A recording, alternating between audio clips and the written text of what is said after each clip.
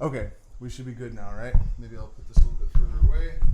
And so the story, the topic of today is something that's really difficult for a lot of people to talk about or think about.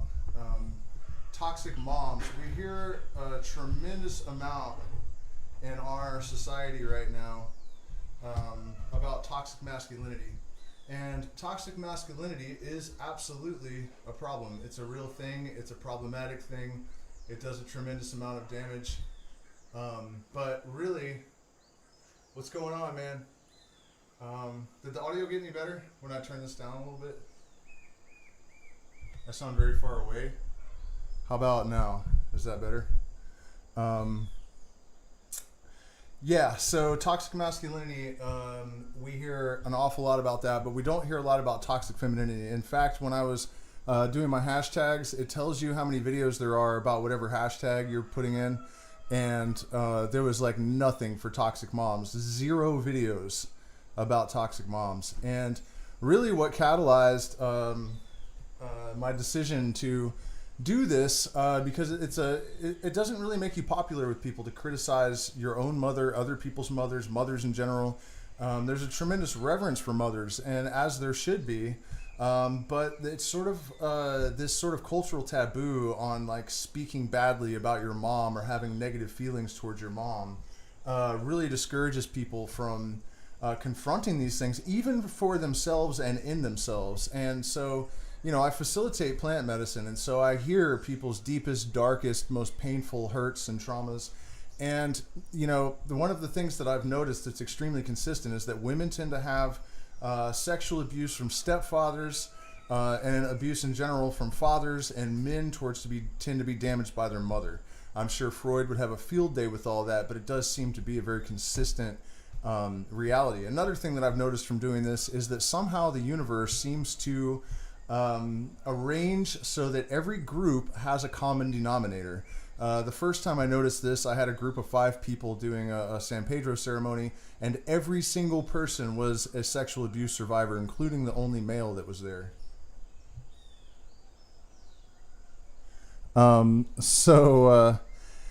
It's a really strange thing, but the last one, everyone had severe problems with toxic mothers. And so one of the things that I noticed is that it was so difficult for them to heal this, because on the one hand, they have this sort of obligation to have this reverence for their mom, and they have a deep instinctual love for their mom. And then there's also the judgment and condemnation on anyone, especially a male, who has any kind of negative perception of your mother, right? The Bible says you must love thy mother and father. And this is one of the big problems with conservatives, right? Traditional family values are so important, and that's one of the things that they drill into the minds of their children. Like, you absolutely have to respect the father, no matter how awful and crazy and insane and abusive he is. He's your father. And that's extremely common. And if you look at the Bible, who a lot of these people ascribe to as well, it's the same thing. You have this God that is destroying homosexuals. He's turning a woman into salt just for looking behind her. You know what I mean? He's torturing Job just to see if he'll remain faithful. But you have to love him because he is the father, right? And so even for those of us that haven't grown up in this sort of like Christian conservative family values environment, we still have sort of a residual influence that affects us from, you know, the culture that we are immersed in, because of course we do. And so, you know, I guess I should talk a little bit about, you know, my own experience with my mom and how it affected me, and how I have come to try to relate to it and deal with it and heal it and get over it. And it's not easy. It's definitely not easy. But in my own case, by the time I was a toddler, I had sensed that for my own good, I think I had to put up a firewall between me and my mother emotionally. And the problem with that is that firewall went up around me and everything. Because, you know, you have to think about this in the deepest psychological terms possible. So when you have to distance yourself from your mother, you're also distancing yourself from all of the feminine components of your being. So your body, all sorts of body things. To this day, I'm still sort of grossed out by anything biological. You know, sex is even difficult for me to compartmentalize because of it. and emotions and just everything that you associate with the feminine, you become disassociated from. And of course, there's a whole host of problems. But I remember being like 4 or 5 years old and refusing to like kiss my mother or say I love you to her. Yeah, I know. I apologize about that. Here, let me see if I can move over here. I'm having to kind of improvise because we are in a transition between the new property and this property, and we still have one guest, and so my office is occupied. So I just kind of have to do this out here on the porch where the lighting, it could be better. But anyways, so yeah, that was a tremendous problem for me to have that. And, mental health issues are progressive. So I remember when I was like a very young toddler, my mom was like sweet and she would catch geese for us. And, she was a hippie kind of woman and she was making us eat organic in like the 1980s before it was even a thing. And, she had all these great redeeming qualities. In fact, a lot of people that know her as this sort of, she would like, give $1,000 to one of the neighbors here in Ecuador when they were getting evicted from their home or whatever, so she was kind of seen as this like angel, that was always, and it's true, and this is another thing that makes this so difficult for us. None of us really have parents that are all evil. So one of the tendencies of people that suffer this kind of abuse is to focus on the positive qualities, to the exclusion of the negative. And so we're never really able to process and come to terms with what has been done to us and what's happened to us. So, okay, let's reel this back in a little bit and talk about narcissistic personality disorder and the effects of trauma, particularly on our ability to utilize selective perception in order to cope with these severe traumas, right? People that have been like severely sexually abused or that have PTSD tend to develop a really good ability to use selective perception in order to reconfigure their memories, so that their experiences are something that they can cope with. And so what happens if you have an imprint like that when you're very, very young is that you retain this ability to use selective perception to, for example, create blind spots regarding your own behavior, right? Everybody does this to an extent, but trauma victims do it to a much greater extent. And so, in my mom's case, she would have been absolutely horrified if she had realized that she was abusive, right? But because she was able to sort of craft her own perception and sort of reconfigure her memories on the fly, she never had to confront anything, or if I did confront her, she would just say something like, "It must be your other mother," that classic gaslighting thing. But so what happened to her, and I'm going to warn you guys that I'm going to go into some pretty intense stories of abuse before this is all said and done. I meant to say that at the beginning, but I didn't. So here we go. In my mom's case, she was being raped by her stepmother's brother from the time that she was a very, very young girl. And her stepmother would actually walk in on it and apologize and close the door. And so, when something like that happens, the child feels like there's no one to go to because the adults aren't going to care. And actually, one of the things that I think led to my mother's suicide ultimately is that she told one of the other little girls it was happening to, "Don't bother to tell the adults. They're not going to help you." And so she had to live with that guilt as well, which, by the way, while we're on the subject, I just got a call from a friend of mine who had uncovered some memories of severe and prolonged sexual abuse from her entire family. And, I really encouraged her to try to take some legal action, even though it's been a long time, because that's probably the most toxic thing that you're going to carry with you, is this. If you do not stop the offender, if you don't report them, in the back of your mind, that they're continuing on with these behaviors and that you could have stopped them and you didn't. So you really do actually, once you have that epiphany that you have this obligation to other people to interfere with this person's behavior, at that point you have assumed the obligation, you have assumed responsibility to actually take action and stop that, to whatever extent you're capable. Okay, so there was that. And because mental illness is progressive, as my mom got older and older and older, the behaviors became more and more extreme, right? And because I was a male and she had been sexually abused by men, when I was as early as like maybe 4 or 5 years old, she would say to me like, men are pigs all the time. So, still to this day, I have trouble like looking at my, wife and without feeling like scum, because I just had this beaten into my head that men are pigs, men are pigs, men are pigs, men are pigs, men are pigs, men are pigs, So, yeah, that's a tough one. And so, as she progressed and got older, all of these issues got worse and worse and worse and worse and worse. And narcissistic personality disorder, I think, is something that everyone out there should take the time to educate themselves about, because it's actually really, really common, and there's a huge spectrum, right? So some people are just like over the top, insane, obvious narcissist, but it actually doesn't really even mean what you think it means. And it generally has this effect on people's behavior where it's like when a rock hits a windshield and it spiders. So there are all these sort of ancillary or like auxiliary neurological aberrations that come in clusters with these kind of aberrations. And so what you have with these people is a lot of gaslighting. When my mom did something that she absolutely could not confront that she had done, she would just say, it must have been your other mother, or she would say, I don't remember doing that. And evade. So I don't have a ton of time, and I hate to be like super chaotic, but I want to use some examples from some of my clients' experience.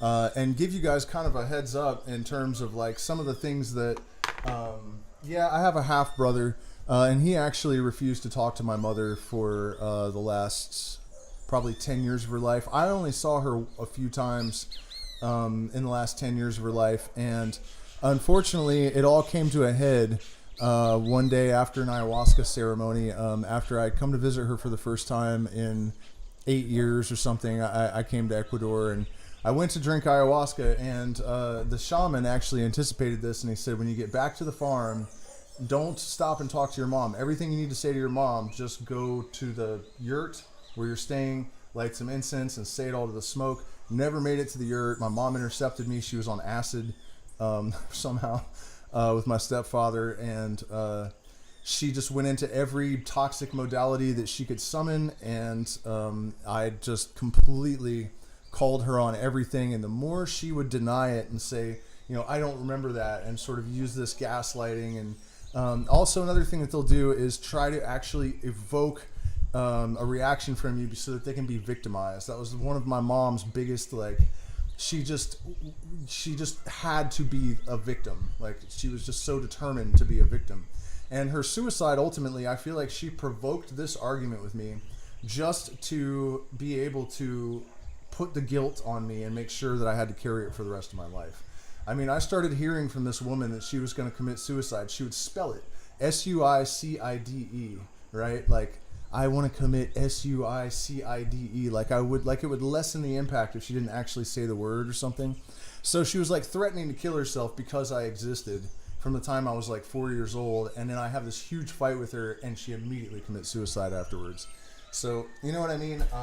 And again, the main takeaway from that is that if you realize that a parent or someone close to you has narcissistic personality disorder, it seems brutal and it seems like just, too difficult, but they actually, any therapist or psychologist worth their salt will tell you that you absolutely have to cut them out of your life forever, for good. Like, no questions asked. You're just done. It doesn't matter if it's your mom or whatever.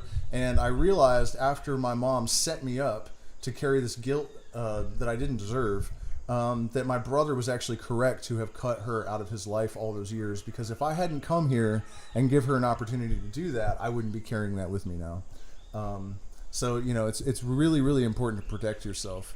But, another thing that you really have to watch out for with toxic moms, and this is the most common thing, this is the thing that I see with every single person that has, a seriously mentally ill mom,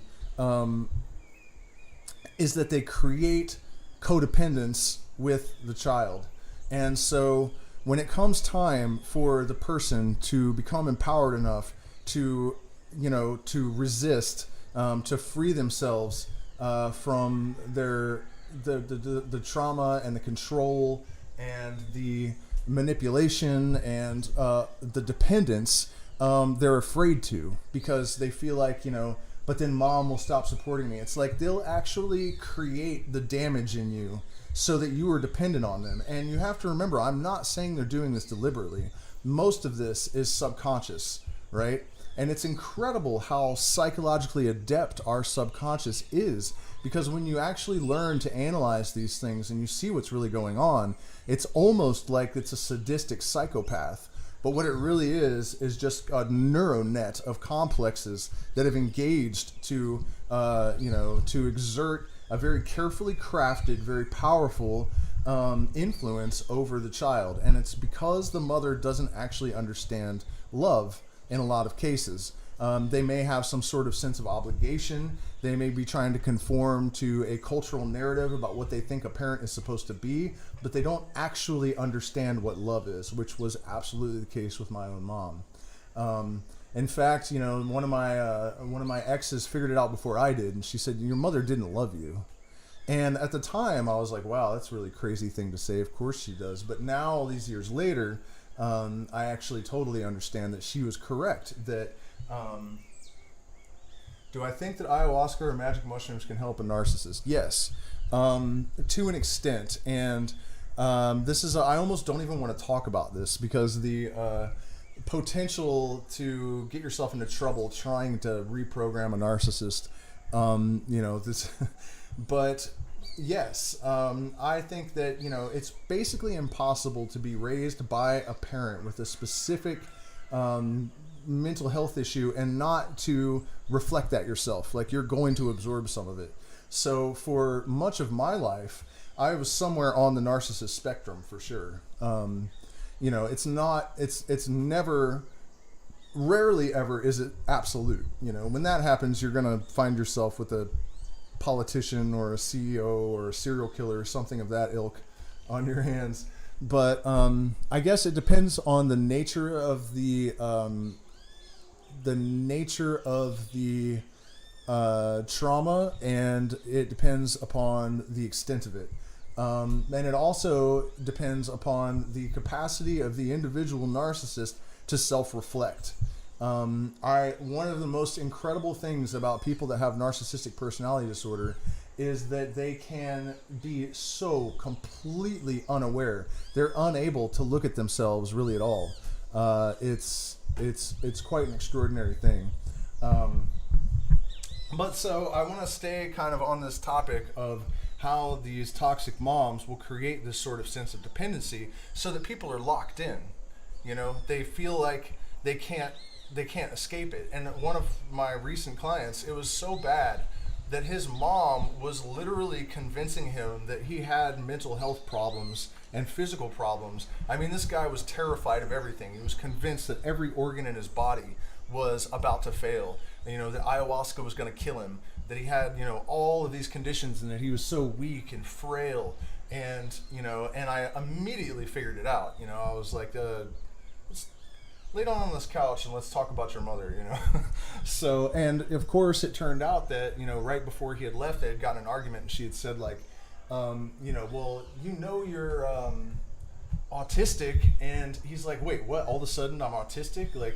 And he said that was the moment when he started to realize that maybe all of these things weren't actually wrong with him, and that she had been engineering a perception of himself in order to maintain this sense of dependency, so that, that Pink Floyd song, Mama's gonna put all of her fears into you, Mama's gonna make all of your nightmares come true, Mama's gonna choose all of your girlfriends for you. That old thing, you know what I mean? That's exactly what this is. I have seen a couple of people at this point now that have, they're, pushing 50, and their mom is basically clandestinely observing and watching every single thing that they do, like scoping out the people that they're going to be associated with, and kind of slyly and almost like with a threatening tone, just dropping like casually, like, oh, by the way, I know that this person's parents have a farm in Vilcabamba or whatever, and then you see in this person this completely fractured consciousness. Well, what's going to happen to you if you're under this microscope, just being completely monitored, like by the, look at what it's doing to our society. You know what I mean? Having our phones and cameras and, monitoring everything. We're becoming extremely fractured. And so, again, I feel like one of my gifts that I have gotten from these experiences is that my emotional detachment from my mother, I did not shed a tear at her funeral. And it's not exactly like hate or something, but there was just no emotional connection at all whatsoever. So that has put me in sort of a unique position to objectively analyze the relationship and the influences and the impact of these moms on people. And, I think that our cultural programming and our instinctive reverence for our mom makes that damn near impossible for most people. As soon as they even start to analyze a relationship with their mother and try to be honest with themselves about the influence and the damage and all of this stuff, there's an instant feeling of guilt and shame and like you're doing something wrong. Only a piece of shit would say negative things about their mom. You know what I mean? You're supposed to have absolute love, reverence, respect, all of that. And the thing is, here's the other trick. You cannot develop spite. This is not about learning to hate your mother. This is only about having the objectivity to understand the influences that have left you with an aberrated consciousness. You know what I mean? And I think that is one of the tools, and this is why, what is it called? Onoponopono, the Hawaiian tradition where a married couple will go out at sunset and just stare into each other's eyes and say, "I love you, I forgive you," and they go through this thing that consists of similar phrases every single night. So, one of the things that really helped me to do this is to realize that, my mom couldn't help it because people, her stepmother's brother couldn't help it because somebody abused him and somebody abused that person before them, and on and on and on and on. And so this idea of healing your lineage, right? You can go back through the chain of causality with this trauma and abuse, and you can't blame your mom. You can't blame your mom's mom. You can't blame your mom's dad, because it's all been passed down. And so the first thing you have to do is to let go of the animosity and the just the grudge. You can't wear the grudge like a crown of negativity. And Maynard is a person that's actually, Maynard from Tool, he's caught a lot of flack for this because he sang a lot of songs about the damage his mother did to him, and one of the big criticisms over the years has always been Maynard widens about his mom. At any rate, though, you have to forgive it. I think even before you can really resolve the damage that it did to you. Your own healing process is absolutely fundamentally inextricably intertwined with forgiveness. You are not ever going to be able to lay your burden down and find your highest path and become a fully realized person without first forgiving your mom. And it's difficult, like for me in my case, it's like the older and wiser I get and the more deeply I understand what my mother did to me, the more I realize, like, holy shit, man, if she had just put me up for adoption, my life has been so much more of a struggle than it needed to be. When I was younger, before I dealt with a lot of this trauma, I caused so much trauma for other people and damage to people, because of the influence of my mother fundamentally. So, it's a really difficult thing because that process of revelation, of realizing if you have, an extreme case like mine, it almost never stops. The revelations about like, wow, this influence came from, my mom and it's done all this damage. And then somehow you have to manage to transcend the, almost automatic response, which is to have this animosity and, Yeah, and I'm not saying I'm great at that, man. I mean, I'm really bitter. You know, it's really difficult, but you have to try not to be. You know, that's the best you can do. And there are a lot of plants. There are a lot of plants that can help you.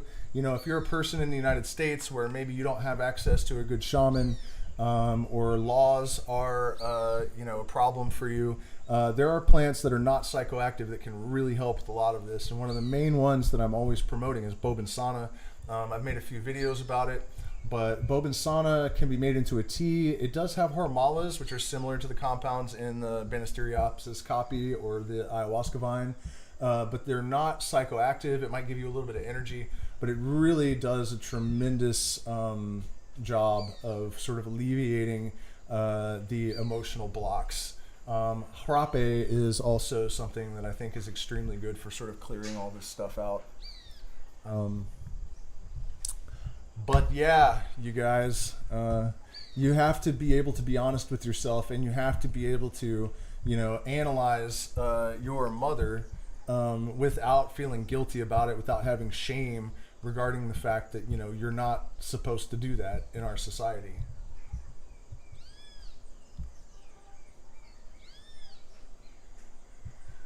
Yeah, it's Ryan, you know, I appreciate your appreciation. By the way, you guys, speaking of appreciation, we are demonetized, so we get nothing from YouTube, and I don't have a super chat button for people to make contributions. So if you appreciate the content on this channel, there are ways to support in the chat: PayPal, Zelle, cryptocurrency, Cash App. You can join our Patreon and take part in our secret streams, which for the last couple of months have been all about Masonic degree number 28, Knight of the Brazen Serpent, I think it is, or Prince Adept. Great stuff. So I have to actually, speaking of plant medicine, have ceremony in a little while, and I still have to get the fire together and stuff. So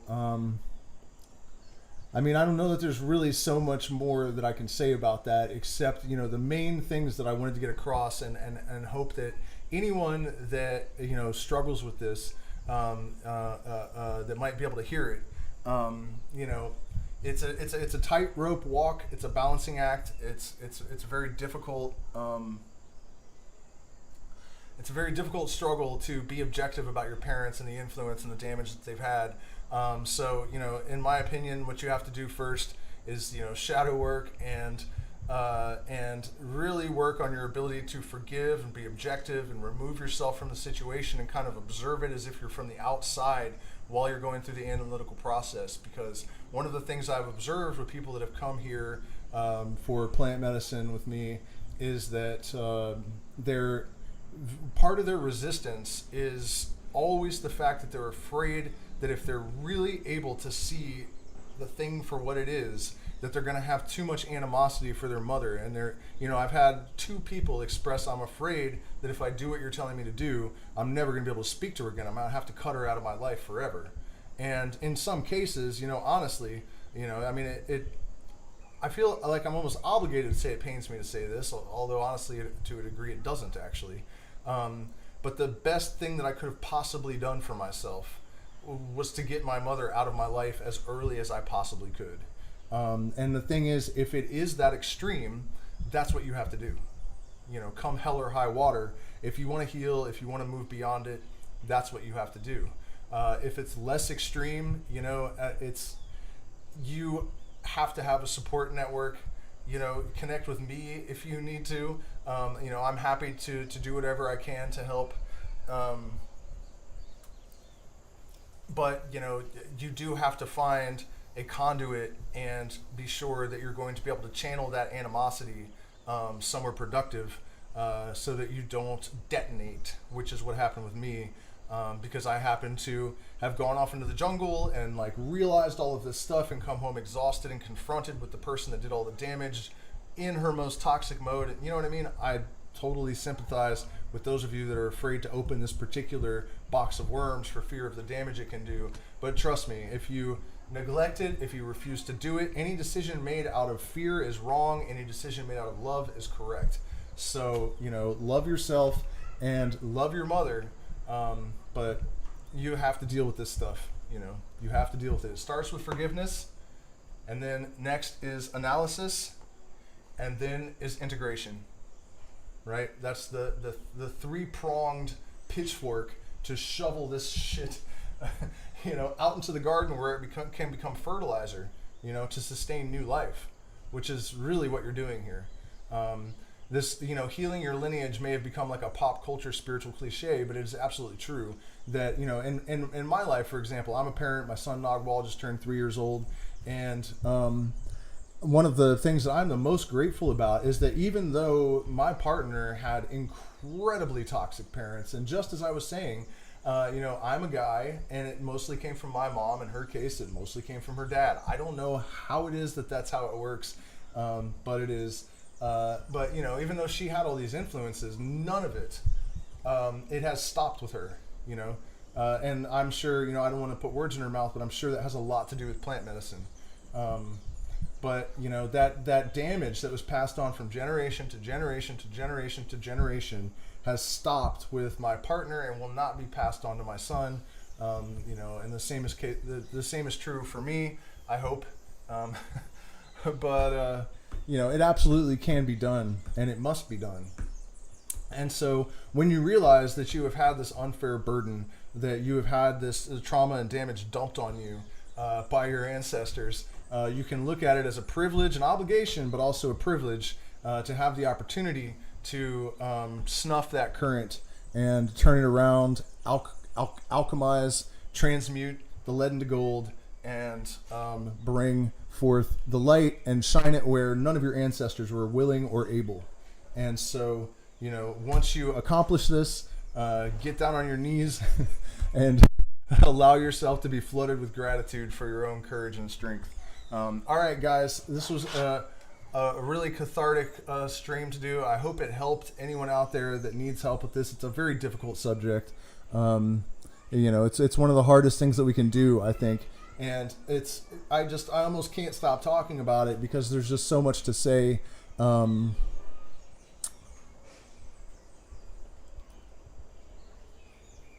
But I do have time constraints, and I have to. Actually, there is one more aspect of this. I'm going to go ahead, and I still have time, so I'm going to go ahead and talk about it. And that is that those of you that know you have these problems with toxic parents, particularly toxic moms, get out of your relationship. You have no business being in a relationship. That's, another difficult pill for people to swallow. But you pretty much have to be single while you're doing this work. And one of the things that you will find if you're paying attention, I don't know that there's really a rational explanation for this. People say that we do this because we can pick up on subconscious cues. So we find a partner that has all of these same characteristics as this toxic parent. But I had a girlfriend right before I last saw my mom before her suicide. And it took me a long time to figure it out because narcissistic personality disorder is very subtle. And, she would do things to me and then yell at me for doing that as if I had done them to her. And she would, I started to notice that she had selective perception where she could sort of just remove herself from whatever context she needed to in order to perceive a situation, however, to make it fit into her twisted perception of, you know what I mean? And all of this stuff. And eventually I started to realize, holy crap, this is my mom. This is exactly my mom. And then that last interaction I had with my mom before she committed suicide, when she went into all of her toxic modalities and started spewing all this crap on me, it really hit me that I understood it all finally. I didn't see her for 10 years. So now here I am confronted with her as an adult. And just having been in this relationship with someone that had the same set of neurological aberrations, right? And it was just incredible to see, as it was as if the universe had set me up with this girl so that I could understand my mom out of the context of having to analyze my mother, so it's more objective. And then I was next down here confronted with the reality of that. And so there's two sides to that coin. You can learn about your toxic parent from your partner in a lot of cases, unfortunately. But also, that's basically the only silver lining in that particular gray cloud. So again, you guys, best of luck dealing with this stuff. We're still having retreats at the end of December and the beginning of January. And so you can email me at a luminostic or luminosis one. It's a luminosis111 at gmail.com. You can find that in the description. Please hit the like button, share, subscribe, support us on Patreon by becoming a patron, or one of the options in the chat and in the description. And thank you all so much for your support.